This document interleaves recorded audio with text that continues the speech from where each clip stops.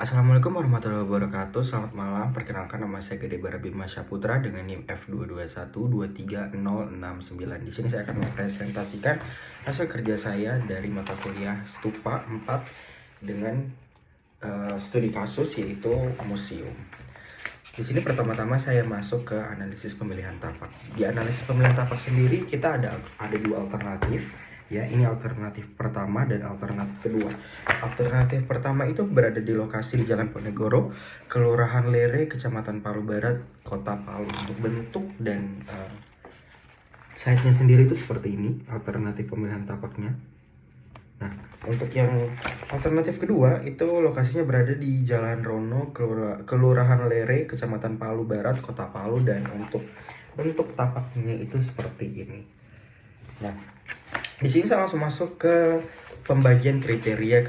Yang pertama yang kita harus cari yaitu tapak harus memiliki area yang memadai untuk pengembangan museum dan aktivitas pendukungnya.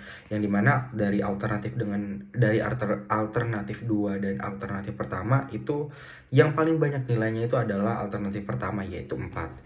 Kondisi secara lingkungan yang memenuhi syarat seperti air bersih, listrik, telepon, dan lain-lain, itu kriterianya juga berada paling tinggi nilainya itu dari alternatif pertama yaitu 4, dan alternatif kedua itu juga 4. Yang ketiga itu tapak sesuai dengan RT RW Kota Palu yang ditentukan pemerintah daerah. Nah, untuk alternatif pertama itu nilainya 4 dan alternatif kedua juga nilainya 4. Yang terakhir adalah lokasi yang mudah dicapai dan tidak jauh dari pusat kota. Alternatif pertama itu nilainya 4, alternatif kedua itu nilainya 3, dan dari total seluruh kriteria, alternatif pertama itu ada 16 poin dan alternatif kedua itu ada 14 poin. Jadi tapak yang kita pilih itu adalah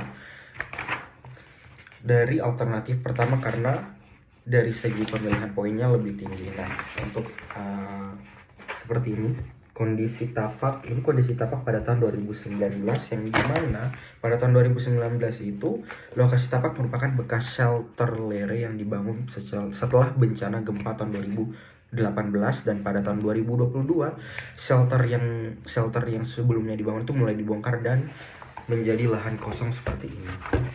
Sepertinya dari seperti ini jadi seperti ini.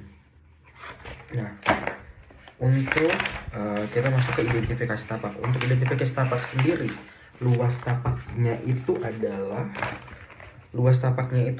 2,5 hektar. Terus juga kebisingannya, dari tingkat kebisingannya itu lumayan sangat tinggi untuk di area tersebut karena memang berada di pusat kota dan juga berada di pusat lalu lintas yang lumayan padat. Namun area tapak kita itu berada di tengah-tengah antara keramaian, jadi mungkin lebih jauh sedikit dari area pejalan kaki dan juga area kendaraan transportasi. Terus juga kita langsung masuk ke sirkulasi. Nah, untuk sirkulasinya sendiri itu yang pertama,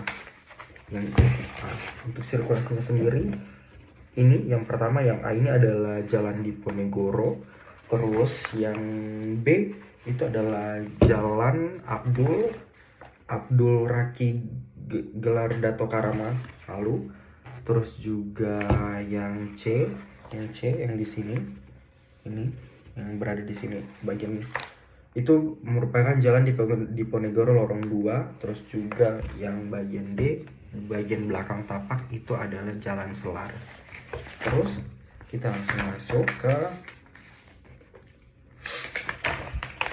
bagian topografi. Nah, untuk tapaknya sendiri itu sama sekali tidak memiliki kontur dan atau memiliki tanah yang datar tanpa perbedaan ketinggian secara keseluruhan. Terus utilitasnya sendiri, di sini utilitasnya. Nah, yang warna biru ini adalah drainase. Terus juga yang warna hijau itu adalah area pejalan kaki atau trotoar. Yang warna kuning ini adalah jalur utama yaitu Jalan Diponegoro. Terus langsung kita masuk ke analisis penentuan lahan efektif. Nah, untuk perhitungan LDB atau luas dasar bangunan, LDB itu adalah LT kali KDB, yang dimana 21.000 meter persegi dikali 60%, itu LDB-nya sama dengan 12.600 meter persegi. Nah, untuk perhitungan RTH-nya itu atau ruang terbuka hijaunya itu LT kali KDH, yang dimana 21.000 meter persegi kali 40%, RTH-nya itu adalah 8.400 meter persegi. Nah, untuk analisis kita langsung masuk ke area zoning. Untuk area zoning di sini. Nah, area zoning di sini yang pertama ini ada di bagian depan tapak, itu warnanya hijau, itu adalah area umum. Yang kedua di bagian sini, bagian tengah itu adalah warna orange, yaitu semi private. Nah, yang di sini itu adalah warna merah, yang bagian sini yaitu private, dan sini biru yaitu service. Terus langsung kita lanjut ke analisis topografi. Analisis topografi, desain topografi, yang dimana berdasarkan pengamatan langsung dan juga lewat internet, data yang didapatkan berupa kontur pada site cenderung melandai ke arah tengah tapak, naik 1 meter di jarak hampir 200 meter keterangannya. Nah, di sini ini merupakan konsep desain untuk topografinya, lahan topografinya. Terus saya langsung lanjut ke analisis. Langsung saya masuk ke konsep mikro di sini. Untuk konsep mikro saya sendiri itu latar belakangnya adalah museum adalah sebuah institusi yang berfungsi sebagai tempat penyimpanan, pelestarian, dan pameran lokal koleksi benda-benda budaya, sejarah, dan ilmu pengetahuan. Nah, untuk definisi museum sendiri itu, museum adalah sebuah institusi yang berfungsi sebagai tempat penyimpanan, pelestarian, dan pameran koleksi-koleksi benda budaya, sejarah, dan ilmu pengetahuan. Nah, fungsi museum tersendiri itu adalah sebagai tempat penyimpanan, pelestarian, dan pameran koleksi benda-benda budaya, sejarah, dan ilmu pengetahuan dengan tujuan untuk melestarikan dan mengembangkan budaya tersebut di kemudian hari. Nah, untuk regulasinya itu menurut peraturan pemerintah Republik Indonesia nomor 66 tahun 2015 tentang museum, itu adalah sebuah koleksi yang dimana didefinisikan sebagai benda cagar budaya, terus juga bangunan cagar budaya atau struktur cagar budaya. Nah, untuk keputusan Menteri Kebudayaan dan Pariwisata tahun 2004 tentang museum, itu adalah museum adalah lembaga tempat penyimpanan, perawatan, pengamanan. Nah, untuk fasilitasnya sendiri itu ada ruang pameran tetap, ruang pameran sementara, dan ruang workshop. Nah, bedanya antara ruang pameran tetap dan ruang pameran sementara adalah kalau untuk pameran tetap itu dia berisi barang-barang yang dimana fasilitas-fasilitas di dalamnya itu bersifat permanen atau selamanya, atau mungkin punya jangka yang lebih lama dibandingkan ruang pameran sementara yang dimana hanya biasanya berdurasi 1 bulan atau 2 bulan, dan itu akan diganti di rolling terus. Untuk konsep mikro yang selanjutnya itu adalah aktivitas pelaku dan kebutuhan ruang. Di sini yang pertama itu ada kepala museum. Nah, kepala museum sendiri itu aktivitas pelakunya datang dan parkir ke ruangannya, meninjau lokasi, terus juga rapat internal, bertemu mitra dan tamu, mengawasi keseluruhan dari kegiatan museum. Nah, kebutuhan ruangnya itu adalah area parkir, entrance, ruang kepala museum, ruang rapat dan lobby, terus juga ada musola, toilet, pegawai, terus juga ada kurator, yang dimana kurator ini tugasnya itu untuk mengikuti briefing kurator untuk mengelola koleksi, terus juga merancang pameran, mengkoordinasikan dengan tim, terus juga mengikuti pameran, yang dimana area kebutuhan ruangnya itu adalah area parkir juga sama, ruang staff, terus juga ruang pameran, terus juga ruang rapat. Nah, untuk pelaku yang ketiga adalah security, yang dimana security itu tugasnya untuk mengawasi area museum secara menyeluruh. Kebutuhan ruangnya itu adalah area parkir, pos, dan pos jaga. Terus juga ada konservator, yang dimana konservator ini tugasnya untuk mencatat kondisi koleksi-koleksi dari museum tersebut. Untuk kebutuhan ruangnya sendiri adalah area parkir, ruang konservator, terus juga galeri pameran tetap, galeri pameran sementara, dan ruang edukasi. Terus juga reparator itu menyiapkan dan memasang koleksi. Dia juga merawat dari beberapa koleksi yang ada di museum tersebut.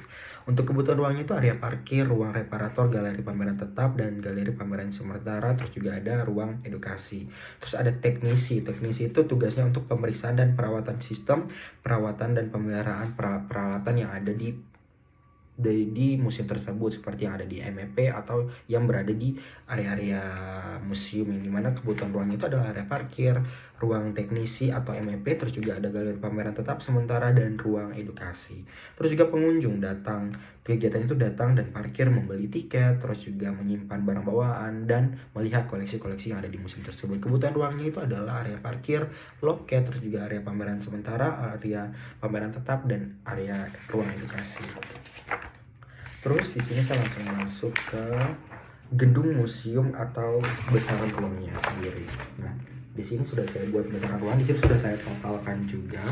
Nah, untuk besaran ruang yang pertama itu ada lobby, yang dimana standarnya itu 0,65 meter persegi per orang, kapasitasnya itu 200, flow-nya itu 40%, dan setelah dihitung luasan meter perseginya itu adalah 182 meter persegi dari sumber RAD. Terus juga ada loket, yang dimana loket itu standarnya 2 meter persegi per unit, kapasitasnya 4 unit, flow-nya 30%, dan luasannya itu 10,4 meter persegi. Terus juga ruang pameran tetap, standarnya itu 5 meter persegi per orang, kapasitasnya 180 orang, flow-nya 50%, luasan totalnya 1350 meter persegi.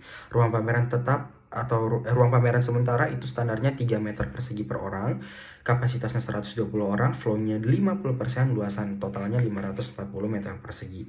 Ruang edukasi sendiri itu standarnya 2,25 meter persegi per orang, kapasitasnya 50 orang, flow-nya 50%, luas totalnya itu 540 meter persegi. Terus area locker itu standarnya 3,2 meter persegi per unit, kapasitasnya 8 unit, terus juga flow-nya itu 30%, totalnya itu 33,28 meter persegi. Yang ketujuh adalah ruang kepala museum, itu standarnya 2,23 meter persegi per orang, kapasitasnya 2 orang, flow-nya 30%, luas totalnya itu 61,8 meter persegi. Ruang monitoring CCTV itu standarnya 3 meter persegi per unit, kapasitasnya 1 unit, flow-nya 30%, luas totalnya itu 3,9 meter persegi. Ruang cleaning service itu standarnya 2, meter persegi per orang, terus juga kapasitasnya 4 orang, flow-nya 30%, luasnya 10,4 meter persegi. Oke, saya lanjut langsung ke ruang teknisi, itu standarnya 5,5 meter persegi per orang, kapasitasnya 12 orang, flow-nya 30%, luas totalnya 85,8 meter persegi. Terus yang ke-11 ada lavatory pria, itu toiletnya itu standarnya itu 1,7 meter persegi per orang, kapasitasnya 5 orang, flow-nya 30%, total luasannya itu 11,05 meter persegi. Urinoirnya itu standarnya 0,7 meter persegi per orang, kapasitasnya 5 orang, flow-nya 30%, dan total luasannya 6,65 meter persegi. Terus juga wastafel itu standarnya 1,3 meter persegi per orang, standar kapasitasnya 3 orang, flow-nya 30%, dan total luasannya 5,07 meter persegi. Dan lavatory wanita itu toiletnya itu standarnya 1,7 meter persegi per orang, kapasitasnya 5 orang, flow-nya 30%, total luasannya 11,05 meter persegi. Wastafel standarnya itu 1,3 meter persegi per orang, kapasitasnya 3 orang, flow-nya 30%, total luasannya 5,07 meter persegi. Terus juga ada ruang pegawai atau ruang staff, itu standarnya 5,5 meter persegi per orang, kapasitasnya 15 orang, flow-nya 30%, total luasannya 107,25 meter persegi. Ada ruang rapat 2,43 meter persegi per orang, kapasitasnya 20 orang, flow-nya 30%, dan total luasannya 63,18 meter persegi. Pos jaga itu standarnya 4,2 meter persegi, kapasitasnya 55 orang, dan flow-nya 30%, total luasannya 26, meter persegi. Terus ada musola, area sholatnya itu standarnya 1 meter persegi per orang, kapasitasnya 50 orang, flow-nya 30%, luasannya 333 meter persegi.